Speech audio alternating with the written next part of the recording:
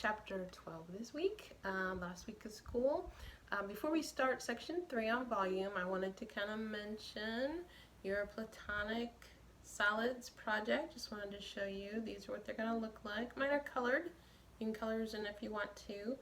Remember, we're going to be finding the surface area of each one. And just wanted to kind of show you what they should look like. Alright, let's get to section 3. If you have any questions on the project, don't forget to either email me or speak to me in Zoom. Okay, we're back. Let's start looking at volume. We're going to start kind of with general volume before we get into our prisms and cylinders today. We're going to start looking at, of course, remember this is a cube or a hexahedron, or also you could call it a square prism or a rectangular prism.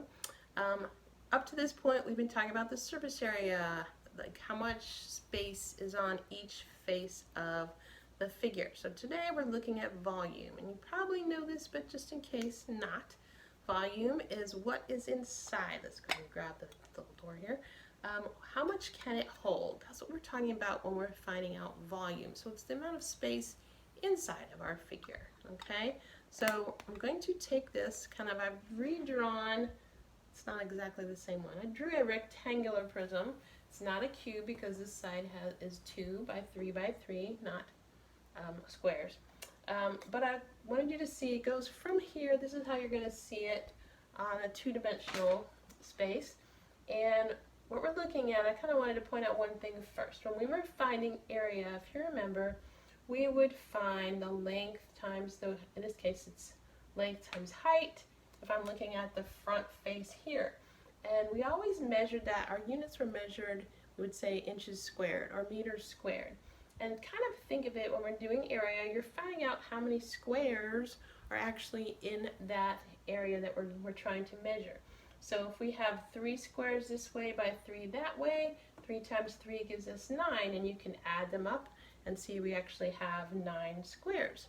Now volume goes one step further. Kind of think of volume as we're finding the area of one face and then the dimension opposite that. So if this is length, this is height, this would be our depth. It's going back behind our figure. So we measure volume in cubic units. So if this was inches, it'd be 3 inches times 3 inches, and then times that depth, 3 more inches, and we have inches cubed is what they call it, inches cubed, because when we do 3, area would be inches squared. And try to think of an area, we're dealing with the squares. In volume, we're actually dealing with how many cubes are in that space. So the way we do our volume formula is we find the area of one face times the other dimension. So for example, you've got, if you find the area here, we've got 9. We've got 9 cubes right here. This dimension tells us how many rows of those cubes do we have. So if we know there's 9 in this face times the 2 rows, then we know we have 18 inches cubed. And it might help you, like I said, that's the only reason I can think they call it a cube, is because we're really kind of thinking we're seeing how many cubes are in there. And that's how they'll say that. All right, let's look at a little bit more difficult one. Okay, let's look at this figure. It takes me a little while to draw these all out. But the question is going to be find the volume. It's not a regular figure. It's just kind of an odd-shaped figure. The ones in the book may or may not have the squares drawn in. They might just give you dimensions. They might say, all right, this is 4 across, 4 high, 3 this way, and then you kind of have to either draw in the squares or kind of separate it yourself. The hard part is sometimes finding out what's missing when you're looking at it.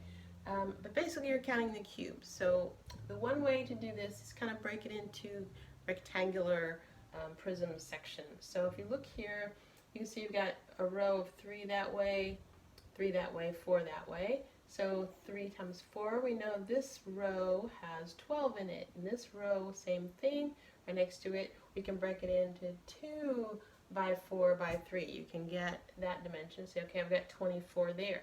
Then hopefully you can see there's a little area of missing cubes here, but there's one row back here of 4 cubes straight down. So you kind of got to just in your head, break them into sections. Say, all right, I've got 24 in this rectangular section. This one's going to give me 4 here. And then you can see, all right, I've got 2 sections of 4 each. So I've got 8 there. And then we're going to just add that 1 cube that's left over here. So the hard part sometimes is breaking it up, but look at it in sections, and you're just going to add up the volume from there.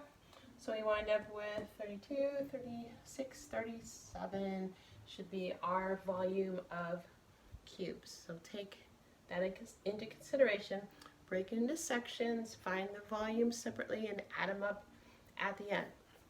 Okay, now we're going to look at our figures. We're going to start with prisms and cylinders. Again, they're similar, so they do them together. We have 2 bases, remember? And then when we were dealing with surface area, they had the rectangles around. So we are going to see how they are similar for volume. Okay, let's look at prisms. I drew a rectangular prism here, no cubes this time. We're going to look at a formula. And remember, every prism has 2 bases and then rectangles around. So I want you to think of them all the same way. I want you to think of them as sitting on the base. I went ahead and colored the base in of this prism, but if it's a triangular prism or a hexagonal prism, you're going to think of it sitting on the base for the formula, okay? So the way we look at this is the volume, okay? What we did before when we were finding the cubes, we found kind of the area of a face and then times how many cubes there were, right? Or how many rows of cubes there were. So we're going to find the area of the base. So this time our base says 8 by 7. So the area of my base, remember we're going to use that big B again. In this case is 8 times 7. So we have 8 times 7 is 56. And then we would say, all right, how many times do we have that area? Think of the cubes. And so that's going to be the height. So we're going to use the formula for the volume of any prism is the volume is the area of the base times the height. So in this case, our base was 8 times 7. Our height is 9. So we're just going to multiply that straight across. We wind up with 8 times 7, which is 56, times 9, or 504. Now if they give us units, they're going to be cubed. I drew a 2. That doesn't work. They're going to be cubed. 504 units cubed. Let's take a look at another type of prism. Okay, hopefully you can see this is a triangular prism. I have it sitting on its base. That's a triangle. And if you look at it, it's a right triangle, a 3, 4, 5 right triangle. And we're going to use the same formula. Our volume, we said, was the area of the base times the height. So each time this is going to change because we're going to use a different formula. When we did the rectangular prism last time, the base of it is length times width. So we did length times width times height. But this time our base is a triangle. So we're going to have in here our 1/2 base times height. That goes with our triangle. Different h because we're dealing with the triangle. And this is the height of the prism itself. Okay? So looking at our triangle, 1/2 base times height, because it's a right triangle, the base and the height are the 4 and the 3. Those are the 2 perpendicular dimensions. So we have 1/2 times base of 4 times my height of 3. And then the height of the figure itself is another 3 out here. I just wanted to separate that one. So we wind up with 2 times 3 is 6 times 3 is 18. And again, this time we have units cubed. Okay, so now you might be used to a box or a rectangular prism is always length times width times height. So hopefully that kind of makes sense with what we're doing. They're taking care of the area of the base is that length times width times the height. Triangular prism, we're going to use our 1/2 base times height, which gives us the area of the triangle, then times the height of the prism. All right, let's pause for question 1. Please give me the formula for the volume of a pentagonal prism. I know I didn't draw it, but think what it is. Pentagonal prism, what do the bases look like? Okay, give it a try. Let's look at one more example. Hopefully you can see this one is a trapezoidal prism. I didn't draw everything back behind that's hidden. I just kind of gave you all the dimensions on the top there. Hope you can see. Alright, so the face is a trapezoid and it's a prism because we have the rectangles all the way around. We're going to use our formula. Again, the volume, since it's a prism, is the area of the base times the height. Now my base is a trapezoid this time, so you have to go back and remember how we find the area of a trapezoid. If you remember, that formula is 1/2 times the height, and then we add the bases. B1 plus B2, and then times the height, probably should make that big H, of our figure. Let's do H1 and H2, here we go. So here's H1, the height of my trapezoid, and this is H2, the height of the prism. So the height of the trapezoid goes into finding the area of the trapezoid, height of the prism gives us the volume. So let's fill all this in. We've got 1/2, the height of our trapezoid is 7. We add our bases, 14 plus 6, I'm going to go ahead and write it in to get 20, and then times the height of the prism itself is going to be 5 out here. Make sure we add up these, then times all of our numbers here. So 1/2 times 3 times 20 times 5. So we can go ahead and say, all right, we know half of 20 is 10. That makes life easy. 3 times 5 is 15. 15 times 20.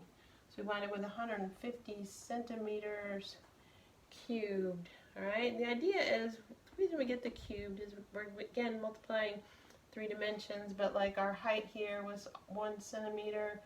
When we add these up, we get 1 centimeter, and our height of the prism gives us another centimeter, so that's why we get centimeters cubed whenever we're doing volume. Okay. All right. So let's switch to our other figure. We do the cylinder along with the prism because we're going to use this same formula. They're similar because they have 2 bases, just the base this time is going to be a circle. Alright, here is our cylinder. We have a cylinder, again the 2 bases are circles. They tell us the radius of the circle is 9 feet, and we have a height of the cylinder of 15 feet. So again, the idea is we actually use the same formula. Volume of a cylinder is the area of the base times the height, just our base is always going to be a circle. So if you remember just this one formula and then substitute whatever base you have, you can really use the same formula. They may also just show it as the volume is, since it's always a circle, pi r squared times h. Please do not use circumference. It's going to be area of that circle times the height. So we wind up with, in this case, we have 9 feet, so pi times 9 squared times 15. Most of the time you can leave it just in terms of pi, but let's go ahead, we multiply 9 squared to get 81, then times 15. There we go, 9 times 9 times 15 gives us 1,215 pi, and again feet cubed. It's fine if you leave it that way unless they ask you to put it in decimal form. Then we would multiply times 3.14, 3,815.1 feet cubed. Now, if you use 3.14 instead of your pi key on your calculator, you're going to wind up with a pretty varied answer. And that's okay. I understand they don't tell you which one to use. There's not a standard way to do it. So it's fine if it's off by a little bit. The larger our numbers are, if you're dealing with a radius of 3,000 miles or something, if you're dealing with the Earth, then the number is going to vary a lot more. But if you're doing the right steps, just using a different way of estimating pi, I get it, and it's going to be fine. You can ask me if you think you're off too much. There might be that you have a mistake. So I can tell, but if you're not sure, ask me about it. Okay, we're pausing for question number 2. Why does the formula V equals capital B times H work for any prism or cylinder? Okay, the last figure I wanted to mention, starting with volume, and these are related to our prisms. If you look at them, these are called oblique prisms and oblique cylinders. It just means you've taken a cylinder or a prism and you've leaned it. Kind of think of the Leaning Tower of Pisa, it just started moving. The volume in itself doesn't change what's inside. I think the way we looked at it, if you had a bunch of CDs standing on top of each other and you just kind of leaned it to be oblique, it doesn't change the volume of what's in there. So as long as we are dealing with the height still being perpendicular, not this side here, but the perpendicular height from the top to the ground, then it matches our formula, our volume. We'll start with this guy first. We still have a circle base, so we have our, I'm going to write it this way, the area of the base times height. This one is pi r squared times our height, and we wind up with pi times 8 squared times our height of 12. So 8 times 8 is 64 times 12. I grab this one, 64 times 12, 768. Didn't give us units, but it'd be units cubed. Same formula again. This time we have a prism. It is a square prism because it's 5 by 5. Area of the base times height. So we're going to be 5 times 5 for my area of the base, times the height of 10, so we get 25 times 10, or 250 cubed units, be a U. Cubed units, okay? Just want to point out that if your figure happens to be oblique, it's still going to work with the same formula, which is nice. Surface area doesn't work. We can't, because all these are not congruent rectangles, and this is not a rectangle when you open that up. So it doesn't work for surface area, but for volume, if they are oblique, they are going to follow our formula. Alright, that finishes up section 3 on volume of prisms and cylinders. Hopefully you find, like I told you, that this is a little easier than surface area. It's a lot less moving parts. Formula stays the same, you just change the area of the base, whether it's a cylinder or a prism. So hopefully it's kind of straightforward. But let's go ahead and do our joke of the day, and then we'll be done. What did the circle say to the tangent line? Stop touching me. Right, as a mom, I like that one. Hopefully you guys have a good day. We'll see you if you have any questions.